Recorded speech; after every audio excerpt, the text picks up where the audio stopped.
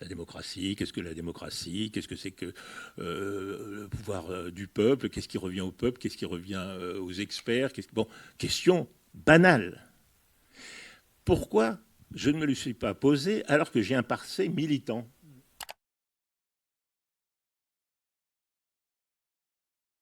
Il faut vous dire que j'arrive en 1980 au Brésil.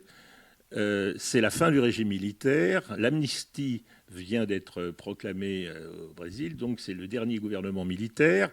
Et on a souvent plaisanté en disant que j'étais venu de Paris avec les derniers exilés brésiliens de Paris qui revenaient au pays. Bon.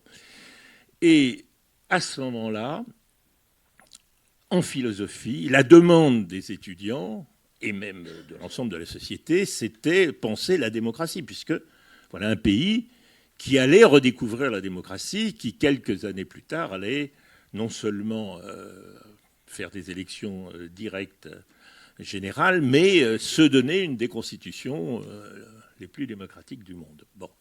Or, en 1980, je m'aperçois que c'est une des questions que je ne me suis jamais posées. C'est quand même bizarre. La démocratie, qu'est-ce que la démocratie? Qu'est-ce que c'est que le pouvoir du peuple? Qu'est-ce qui revient au peuple? Qu'est-ce qui revient aux experts? Bon, question banale. Pourquoi je ne me le suis pas posée alors que j'ai un passé militant?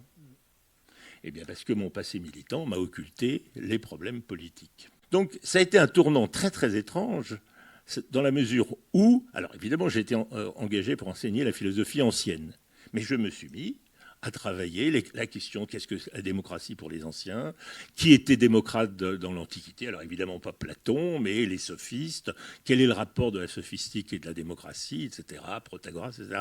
Donc tout un tas de thèmes que je n'aurais jamais eu l'idée ni l'occasion d'aborder en France, et ça a été, disons, le deuxième choc philosophique que j'ai reçu en enseignant au Brésil à peu près 4 ans et demi.